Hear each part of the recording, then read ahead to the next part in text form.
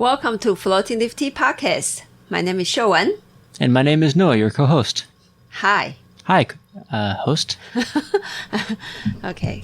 The beginning is always a little bit awkward. Huh. And the beginning's very nice. Yeah, it's nice. I didn't say it's not nice. Oh. I just say it's awkward. Nicely awkward. Nicely awkward, exactly. Today in this episode, we are attempting to drink two teas. Two the same teas. And remember in one of the podcasts, maybe 2 podcasts ago, which will be, well, it depends, right? 2 weeks ago. 2 weeks ago. I think. Sure, but it depends on where we load this one. Anyway, so in one of the past few episodes, we talk about heavily roasted Alishan oolong from our teacher, Mr. Zhan, and we talk about how some people, will wait on the tea without trying it. And today we are going to try this tea again.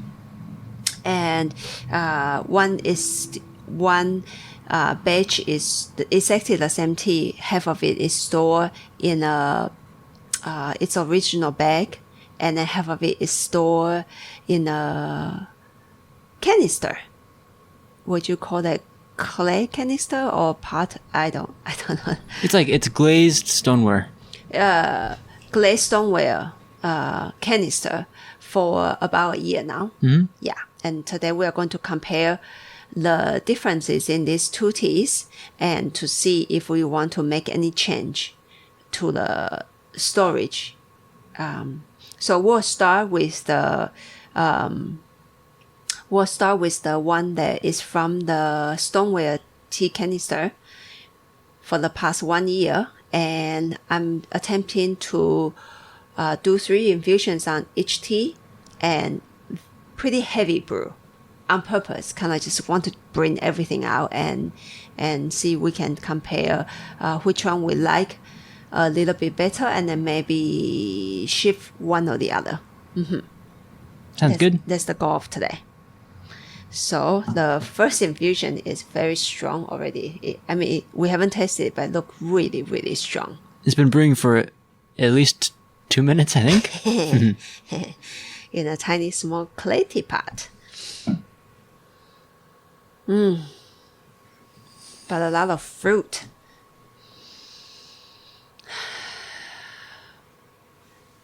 Smell got pulled out from the brew. Ooh, it is strong, but actually very drinkable. The feeling of the scent is already really energetic. I mean, just lively. There's a lot of feeling in that scent as I breathe it in. Yeah. And also, on the top of that, I wanted to push the tea today. It is strong. I wanted to push the tea today kind of to get everything out. That was the intention. And the second intention why I wanted to brew tea this strong today is I'm actually a little bit tired, very tired. And on the top of that, I just ate a huge bowl of fried rice. So TMI. I want a strong cup of tea today to fight the fried rice in my belly and wake myself up. But it's drinkable, right? Totally drinkable. It's really solid. Yeah. It punches right through the fried rice. Fried rice and pickled vegetable. You ate more fried rice than I did. But I had a bite of a muffin. Gluten-free muffin, though, so don't get too excited. Well, you don't need to mention I ate more than you. Second infusion, also brew quite long. Yeah. Because why not? Yeah. Yeah, why not? The second cup, I don't feel like I push it enough. It doesn't have that meatiness that the first cup had. That's right. But the viscosity shows up a little bit. So I actually have tried the both versions. Oh, side by side? No, not side by side. But I've tried this jar stored version, I think 3 times now. This is going to be the 3rd time. And so far what I've noticed, and it kind of shows up a little bit more in this cup, is it doesn't have the same, what would be the word, stamina. It doesn't have the same amount of stamina as the other tea. So whether that's, it starts to get a little bit, not thin is not the right word, because it is actually very kind of juicy feeling right now. But something is missing. Yeah, exactly. Something is missing. And then after we try the one that's kept in the bag, we'll be able to find the better words. Yeah. To describe how you are feeling about when this tea is stored in a canister. But tea is very interesting in a way. We have to take a lot of chances to see, in a way, to make the right decisions for the tea based on our experiences and intuition. It doesn't mean that our intuition is always right, but I think this is a learning journey. If we don't try it, then I guess we will never know. And so I would say what is best might be, today, since we don't have a lot of quantity on this tea, so we don't have the luxury of put this tea, why not? Just put this tea in this canister for a while, and then put other part of this tea in the original bag, and then put one more part of this tea in a different canister.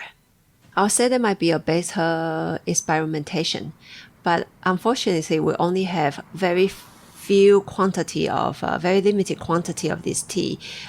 We don't have the kind of luxury to play with it that way, and so we do need to take a risk. To move this tea one way or the other. We don't have to. We can still, I guess we can still store it in this canister. I just want to figure out what we can do with this tea, because it's a really special it's really special tea, and especially because we don't have very much of it. We want to kind of maximize what we can get out of it. True. And even if we decided after the tasting today, we decided to remove the tea from the canister, there's by no means that I am trying to tell people out there, say, well, then don't store your tea in a canister. That's actually not what I am attempting to do today. Because I did try some aged teas. Let's say, I remember very clearly in Farmer Chen's place, our Baozhong Farmer Chen's place, he stored a smaller quantity of an 18-year-old Buddha hand in a stoneware canister, and then there's another large bag tied on the side, and it's exactly the same tea because I tasted both, and I ended up liking the one in the canister. So I only bought the one from the canister, which was a mistake, by the way. Just buy it all. Because the next few months when I went back, of course, the bag was sold to somebody else. Yeah, it was a huge mistake from my part. But anyway, so I actually liked that specific tea in a canister. So today, I'm not going to judge whatever the decision is. I'm not going to judge is it a right decision. As I said, we are doing our best, and it might be still a wrong decision for all I know, because do you know what? We only store there for a year rather than 18. And so maybe 1 year, 2, 3, 4, 5 might be the time that we will feel that the tea is like, why are you smiling? I'm just thinking about that would be probably the more scientific way to go, but I don't want to take that chance with this tea. Oh, yeah. First of all, I'm not sure if I can wait for 18 years. When I say limited quantity, we have about like maybe do we even have 1 kilo of this tea? Probably just about there. Yeah, just about 1 kilo. That's how little amount we have about with this tea. And so while I'm talking for this whole time, I was brewing the third infusion, and I just want to push for the third infusion because I feel like the second one, even though with long time of brewing, the full body didn't really show up 100%, and so I just push for it. Yeah, sounds good. If we can ever buy 20 kilos of this tea, Yeah. then we can put some in a jar for 10 years. 10 years.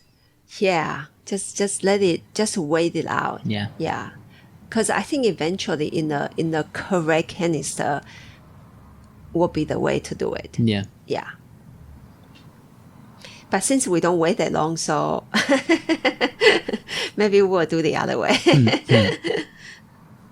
Play it a little bit safe. Yeah. Because I think I have a date with some people out on Instagram community that I will taste this tea with after how many years? I think it was... So I just came up with a number because I thought 2 years would be the right amount of time for this tea 2? to settle. Yeah, because we've had similarly heavy roasted teas from the same roaster. And it wasn't really, really, really showing up until about 2 years. Sheng Miao, the 2016 Sheng Miao. Well, I think, yeah. We drank that tea in 2018, and that's when it was like, oh, Really good. whoa. But anyway, some people, I think, like H.R. Holiday, I think he actually marked the date, so it's okay. I'll have somebody to remind me. And I'll keep my word, so I will try not to drink it all up. I might have to hide it again. I'll try not to drink it all up within this next year. I promise. I think it will be pretty safe because I have other teas to drink. And this third infusion is out. I don't even know how long I brewed this tea. Some minutes for sure. Some minutes. Some minutes in a Kung Fu style. Small clay teapot, about 100 millimeters size of teapot. And the strengths show up again in the smell. Yeah. On the surface. That kind of liveliness of the scent. Is in the broth too? Whew. So you can pull it out, you just have to really push. It's also really strong. Today I'm in the mood for very strong tea, so I feel like I'm like almost emotionally and mentally I'm like ready to do this. And I'm going to keep the leaves aside because there might be some strength to it still, but I'm going to remove it from the pot and then start a new batch of tea brewing. Whew. It's like taking a shot of vodka or something. Without the alcohol. Yeah.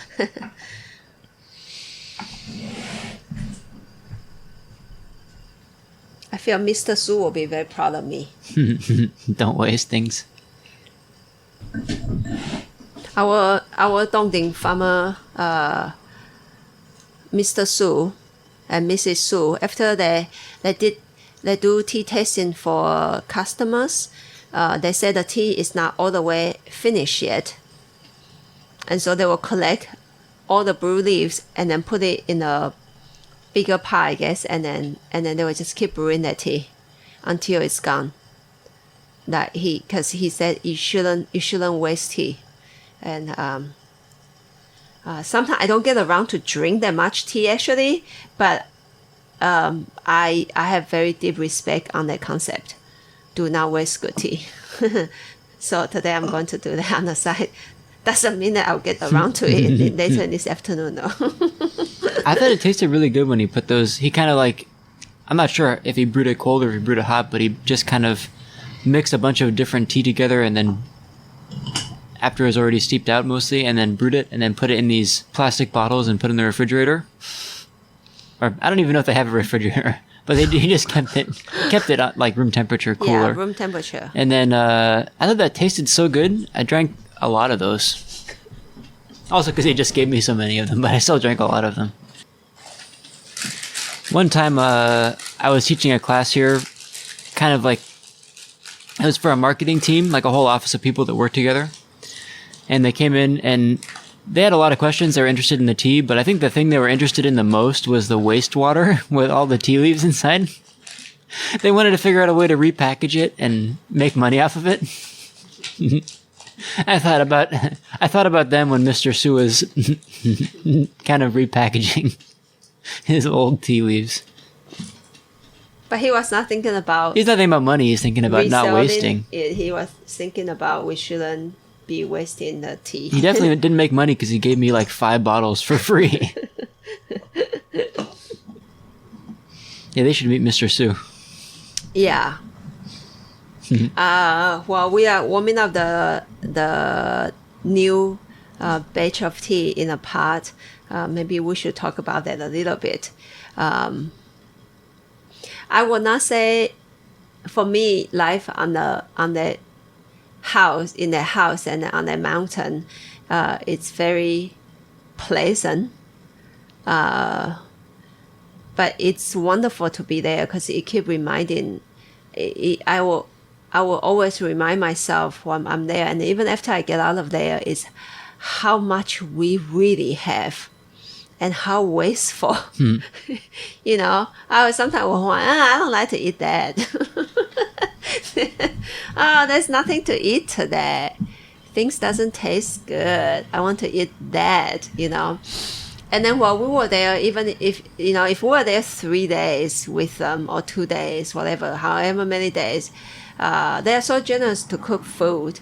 And you will see when we don't finish a dish, they will bring out the dish again. Not to torture us by any means. They will heat it up. There was no microwave, by the way, so they would just heat it up in the pan and then bring it out on the table because their belief is one shall not waste food, or food shall not be wasted. And so, nothing is wasted there. They just eat it up. Tea, they just drink it up.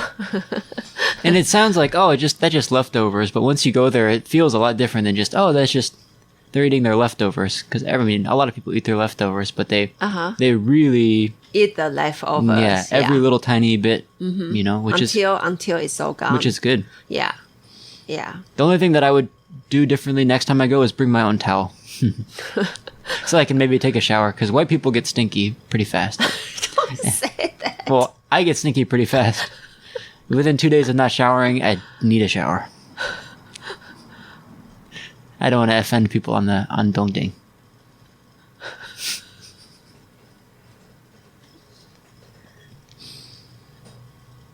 Okay. I have nothing else to say. Everything else, no problem. Maybe I won't tell him that I like pickled plums as much. Because I think I ate 7 or 8 pickled plums in one breakfast because I said that I really like them. But that I can learn as I go.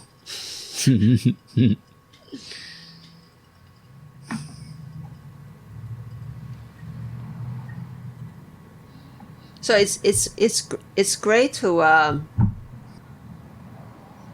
go out of my comfort zone and to see there's also other ways to live. And doesn't mean, by all means, okay, it doesn't mean I want to go back to those kind of condition at all. You know what? I don't like it as much. But I think it's a wonderful reminder of how lucky we are, how much we have. Comfortable bed, great tea, clean places, etc., etc. Money to travel, etc., etc. But that it's also a way to live. So when we don't have as much, then it's also, in the way, not as wasteful, not as greedy. I'm not saying about you guys out there. I'm actually talking about myself.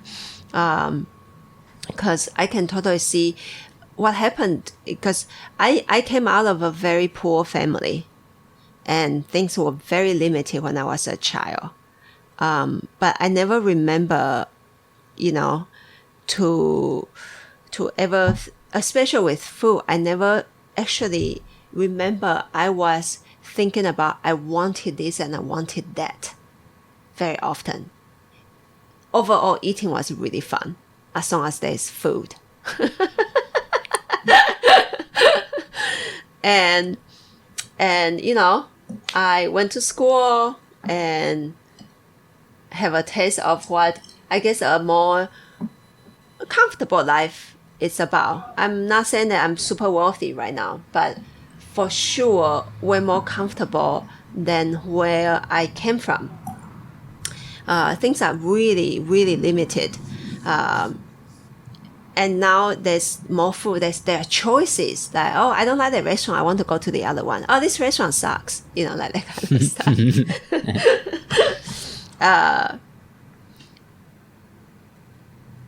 And just to, it's a wonderful reminder to myself that right now I am actually, I would say more, can I say that in public? I'm more bitchy. Can I say that in public? I think so. Okay, cool. You can say kind of what you want. Okay. It's your podcast. I don't know. I guess I'm more critical about what I have right now. Before was like, whatever I have, wow, there's this bowl of rice to eat, plus a piece of meat and 2 vegetables. So happy. And it reminded me of this past August. I actually went to China to study Tai Chi Chuan.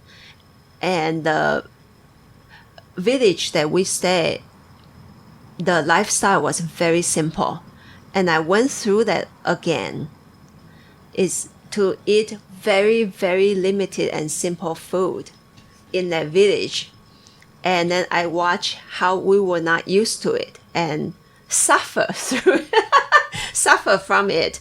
And then I watched the cook.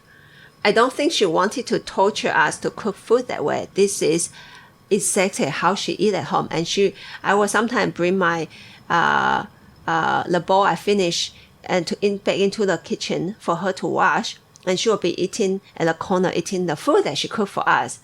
And it looked for me that she is seriously enjoying that bowl of food. And we were sitting there. I was sitting normally at the table. It's like, can I put some, like, do they have soy sauce here to put into their food at all? Or can I add some spices, etc., etc. And so sometimes being simple, I guess the happiness is, I guess by comparison, is actually quite a lot. And when we have more, the happiness by comparison is normally we want more. Okay, I don't mean to turn this into a lecture today, okay? I'm more talking about myself. So we brew the first infusion of this exact the same heavily roasted Alishan from our teacher, Mr. Zhang. Store in a bag. First infusion, I also push for it. Brew it for very long.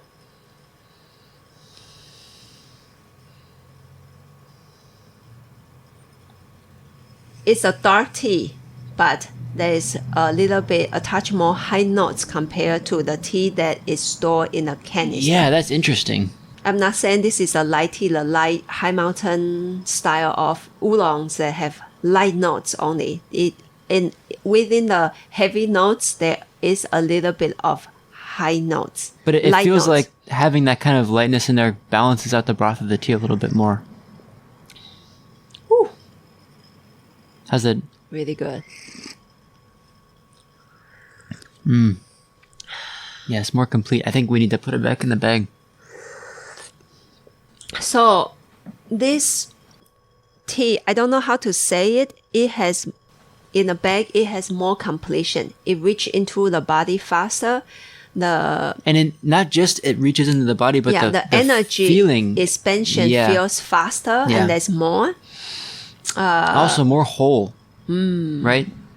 And so as I say, unfortunately, we only have like close to a kilo of this tea, and so we don't have the luxury to store half of it away for like, let's say 10 years, 15 years in a canister and to see how it change. I for sure will finish that before then. In a way, I'm not sure if maybe that ultimately that's the best thing to do, but in these next few years, I think in a canister, it might lose too much energy. Yeah. Yeah. Before everything redevelop back into a even more wholesome tea than in a bag. I think that will be my prediction. And then I guess we'll have to do this to the other teas with maybe the larger volume that we have. If in the next few years we can find a tea similar to this and then get a higher volume, and if there's a higher volume to be bought. Yeah. What happened to this tea is when we show up, he only have like 1.5 kilo left, and we bought it all, and then we share a little bit at a live session, I think, and then I stopped selling this tea after that. But I'll say, be brave with your teas. Try it in different tea brewing style, store it in a different, be adventurous. And you know what? If there's so-called I fail in this experimentation, so what? Try it again. Because there's a failure, there's a gain actually, because you will want to try other ways too, so # no fear. I love saying that. I know you gotta say that. When people ask me about tea brewing, I always just tell them # no fear. Brew your tea. Don't worry. Don't be afraid. The tea will know if you are afraid. And seriously, the broth as it enters the body feels more round. It's like the broth of the one in the canister has sharper angles on the sides, and it's not as comfortable as it goes in. And this second infusion compared to the second infusion in a different storage method, I feel the broth is more lively also. So far, for 2 infusions, I personally prefer the one that is stored in a bag. Interesting. Yeah. And the broth stay very rich. And this is what I think in the beginning I was so obsessed with this tea, is how this tea has a movement almost like tree roots in my mouth. It was a phenomenal experience. I think the tree roots movement disappear after a year, which I'm a little bit disappointed. But the richness is there, and the physical feeling is really good right now. And since I push out, I push both of tea brewing very much, actually. So I actually bring out a lot of bitterness of the teas from both teas. But I feel like the first tea, when the tea was bitter, the bitterness was more like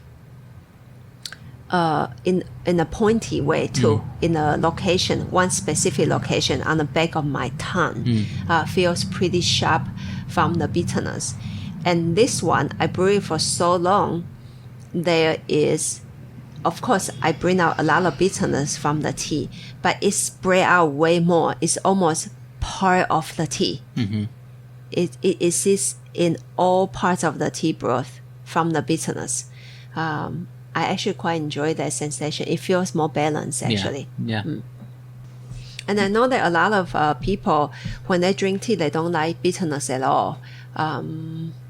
And I understand that. Why do you want a bitter cup of tea? Why, if you can avoid it? But sometimes when bitterness when bitterness show up in your cup, don't run away. Don't run away. Actually, I will invite you to sit and watch and feel what kind of bitterness this cup of tea is.